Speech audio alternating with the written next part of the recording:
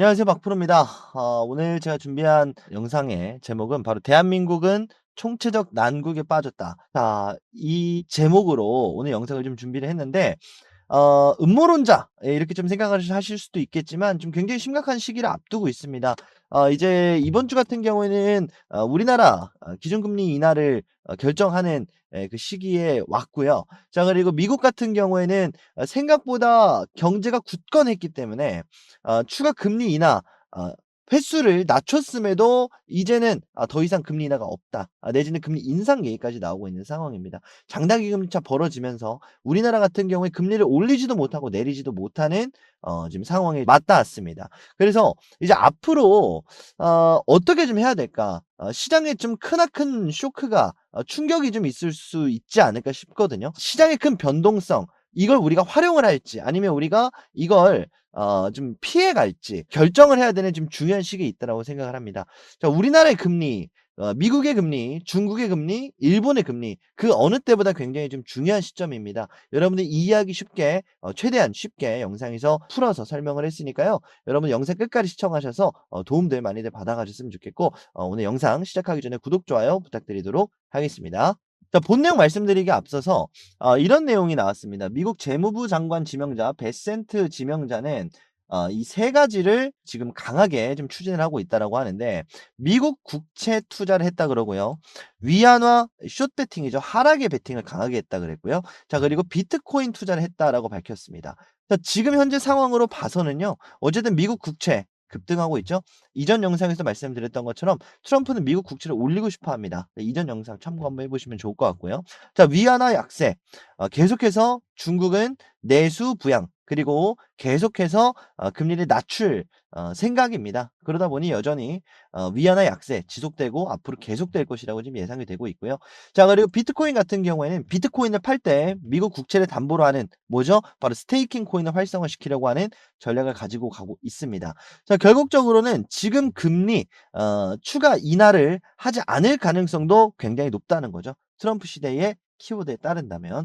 그래서 앞으로 이러한 흐름으로, 그리고 오늘의 영상 내용이 이러한 흐름으로 가게 될 확률이 높다라는 것을 인지하고 미국 국채는 오를 것이다. 정확히는 올리고 싶을 것이다. 자, 그리고 위안화는 계속해서 약할 것이다. 그리고 가상자산에 대한 요 투자, 그리고 정책은 계속해서 완화될 것이다. 이 세 가지를 인지를 하고 오늘 영상을 좀 들어가셨으면 좋겠습니다. 자, 그럼 오늘 첫 번째로 좀 볼 내용은요. 미국의 고용률, 정확히는 실업률이 둘 다 나왔는데요. 고용률이 생각보다 높게 나왔고 구직률이 굉장히 높았습니다. 자, 그러면서 미국 국채가 급등을 하기 시작을 했는데, 뭐 10 년물, 5 년물, 뭐 1 년물 많지만, 그럼에도 불구하고 미국 국채라는 뜻이 뭐죠?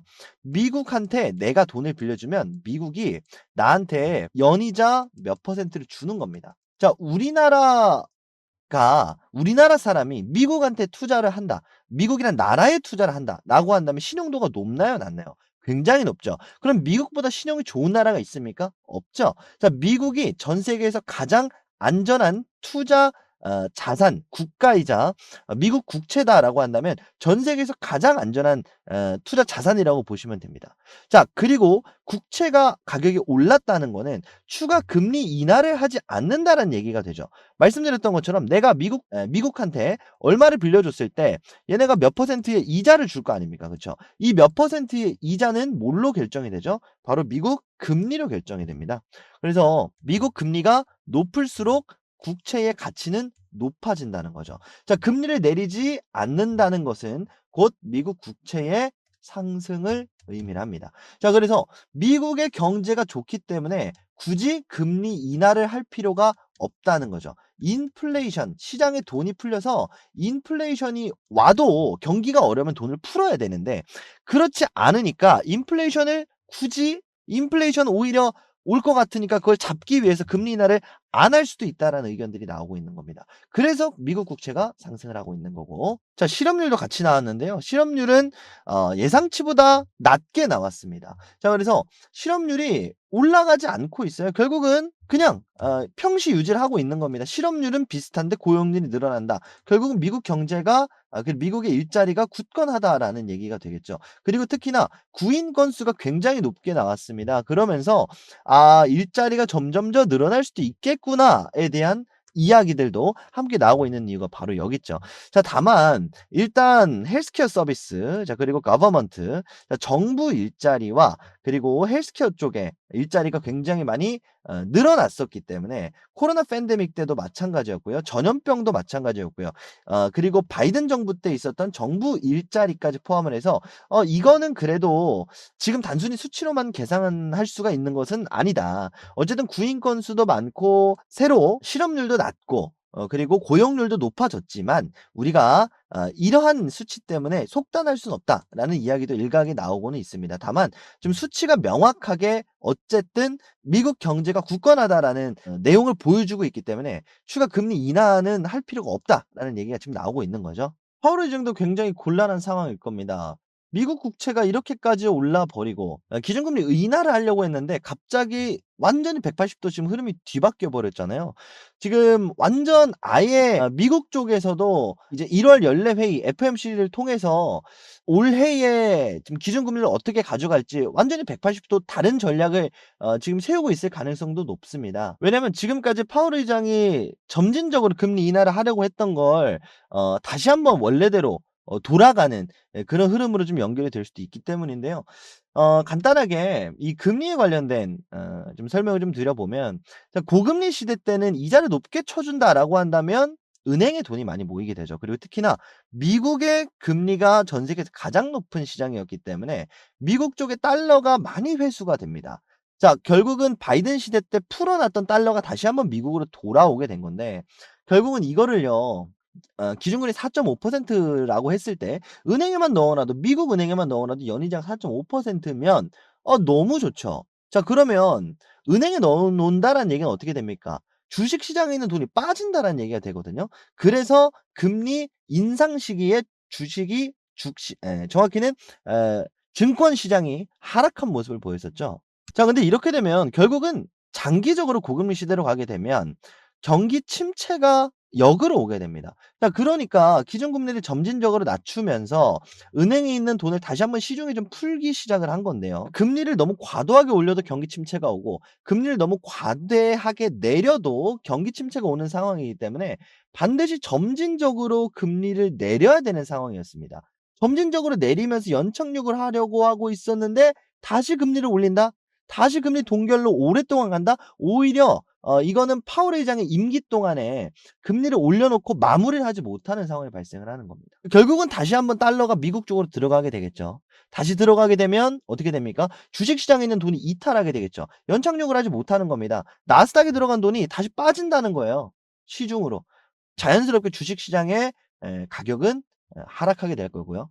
시가총액은 하락을 하게 될 거고요. 돈이 빠진다. 미국의 은행으로 들어간다. 결국 미국 경제는 살아날 수 있겠지만 증권 시장의 약세는 계속 일어날 수밖에 없습니다. 과연 그게 8월 의장이 바라는 걸까요? 그렇지 않죠. 그럼에도 불구하고 결국은 금리를 동결하거나 아니면 금리를 오히려 인상할 수 있겠다라는 이 은행들, 증권사들의 좀 보고서들이 나오기 시작을 했는데, 제가 주요 은행들 것만 좀 가지고 왔습니다. 자, JP 모건 같은 경우에는 이번 고용 보고서를 보고 "매우 저조한 고용 지표가 필요하다." 반대로 얘기하면 저조한 고용 지표가 나오지 않는다면 그래도 금리 인하는 하긴 할 건데 1 분기는 아니야. 2 번은 아니야. 2 분기에서 3 분기 요때 할 확률이 높겠어. 이렇게 좀 의견을 냈고요.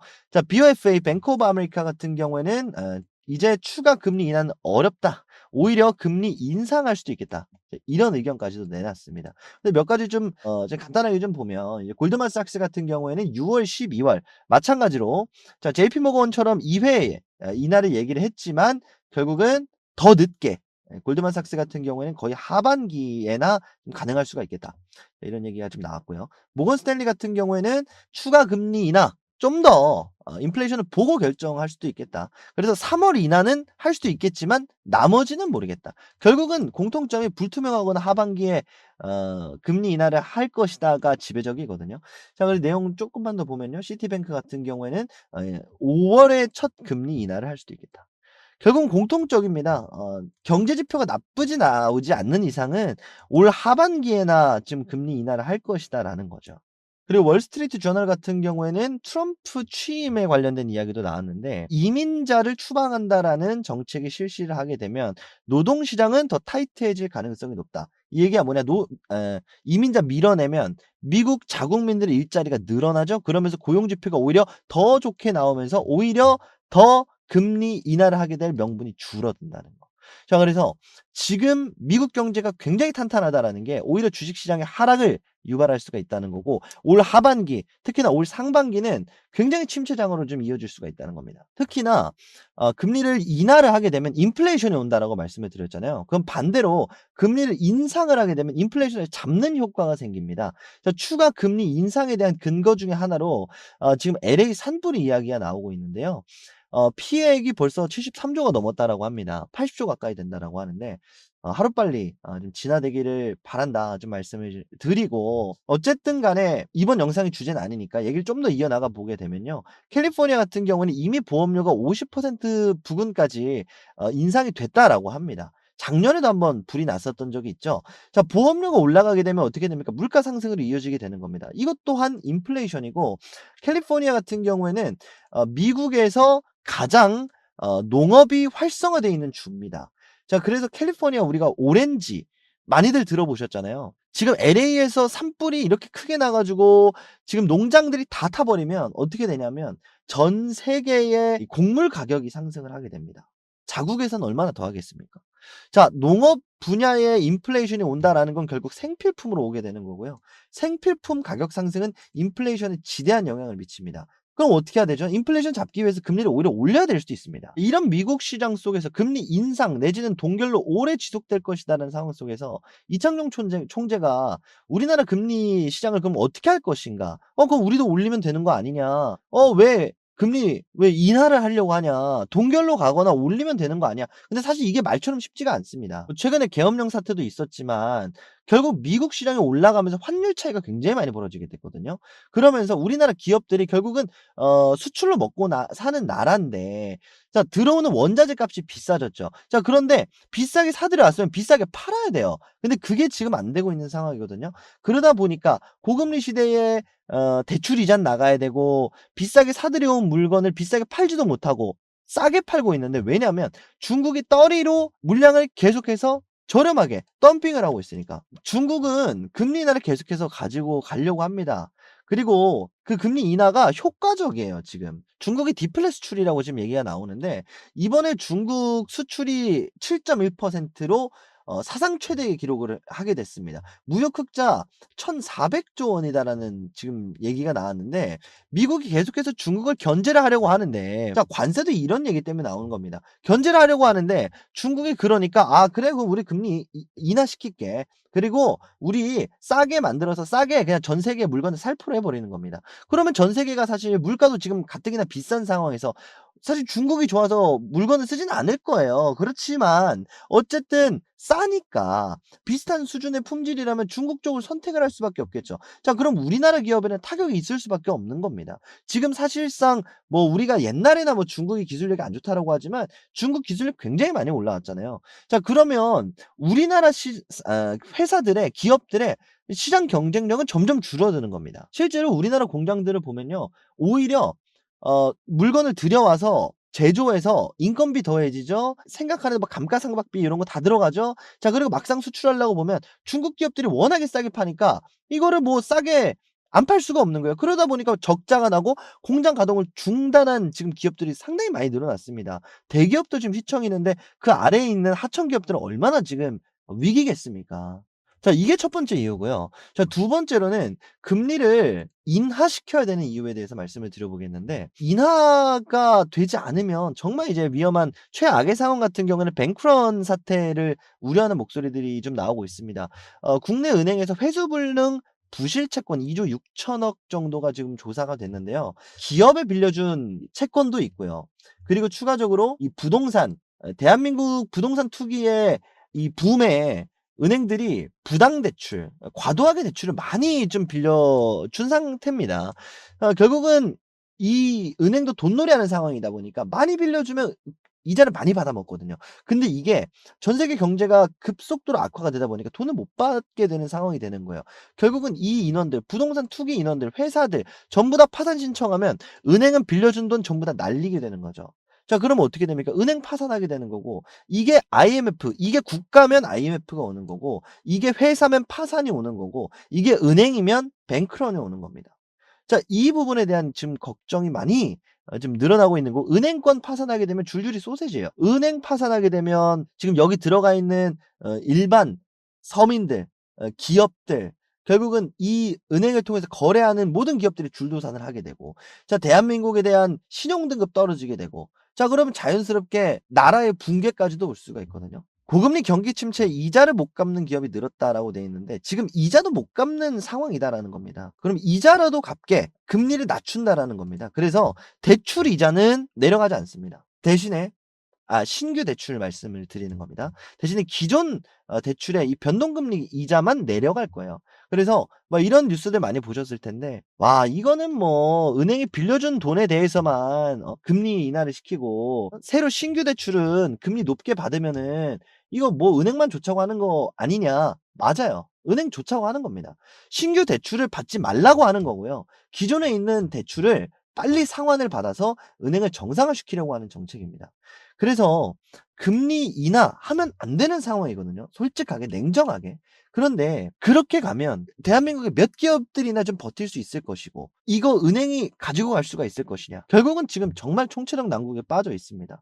우리나라 지금 사실상 무정부 상태랑 마찬가지잖아요. 지금 어쨌든 예상대로 미국 금리가 하반기에 금리 인하를 스타트를 하게 된다라고 한다면요, 정말 힘든 1 월에서 6월 우리나라 상반기가 될 수 있습니다.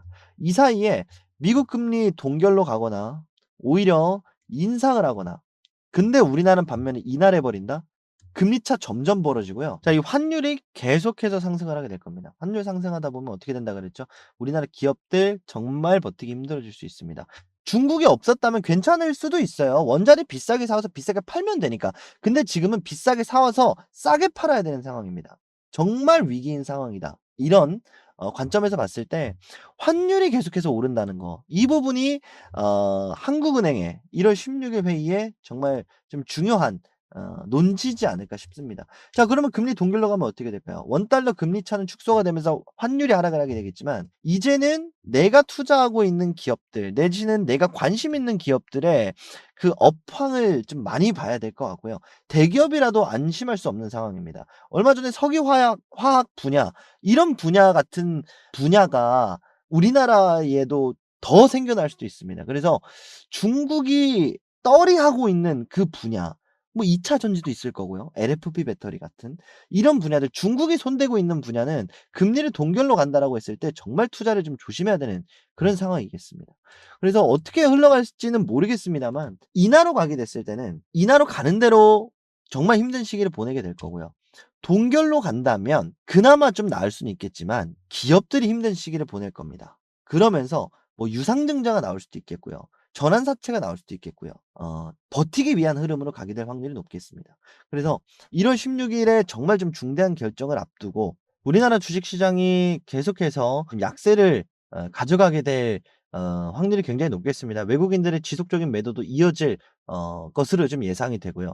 그래서 이런 시장이 좀 지속이 된다라고 한다면 잠깐 좀 피해가는 전략을 좀 세운다든지, 투자를 하실 분들이라면, 아니면 반대로 이걸 좀 이용을 해서 좀 달러 쪽에 좀 투자를 한다든지, 고런 전략들을 좀 세워야 되는 그런 시기지 않겠나 싶습니다. 정말 위태위태한 상황이거든요. 그래서 여러분들 요런 부분들 반드시 좀 이해를 하셔서, 마냥 내가 투자한 쪽에 주가가 많이 빠졌다고 밑 빠진 독에 불을 물을 붓는 이런 위험한 행동은 절대로 하지 않으셨으면 좋겠습니다. 오늘 제가 준비한 시간은 여기까지고요. 저는 다음 시간에 더 좋은 내용으로 인사드릴 수 있도록 하겠습니다. 마지막으로 여러분들한테 새해 맞이 부자 만들기 프로젝트 간단하게 좀 소개를 드리려고 하는데요.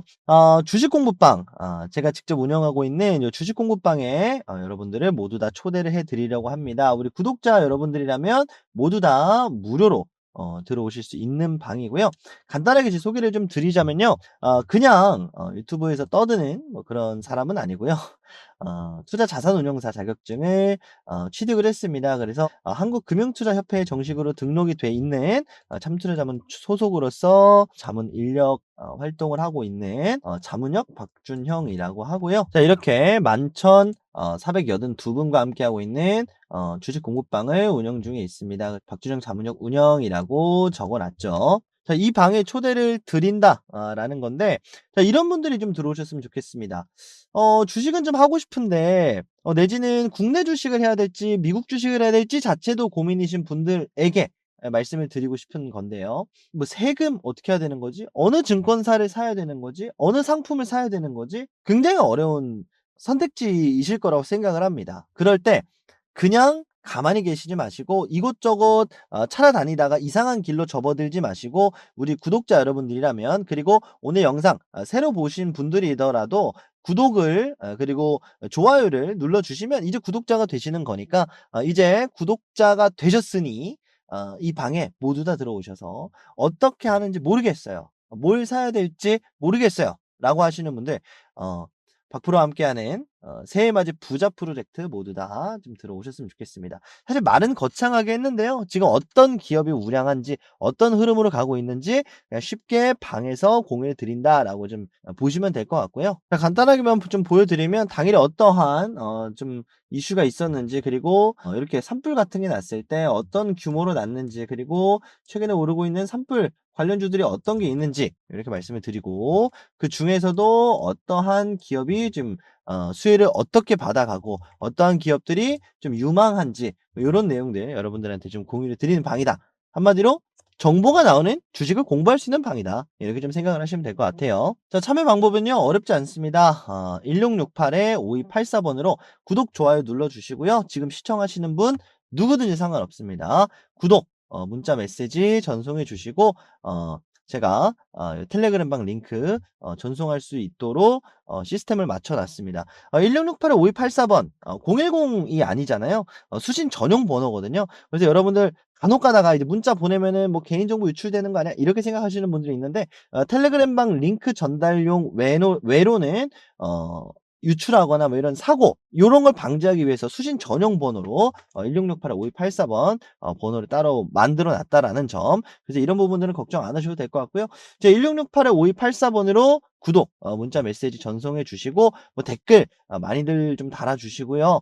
구독, 좋아요 많이들 눌러 주셔 가지고 제 채널 성장에도 좀 도움이 될 수 있게, 그리고 여러분들도 들어오셔서 앞으로 좀 주식 생활 좀 윤택하게 하실 수 있게 함께 좀 잘 이어나가셨으면 좋겠습니다.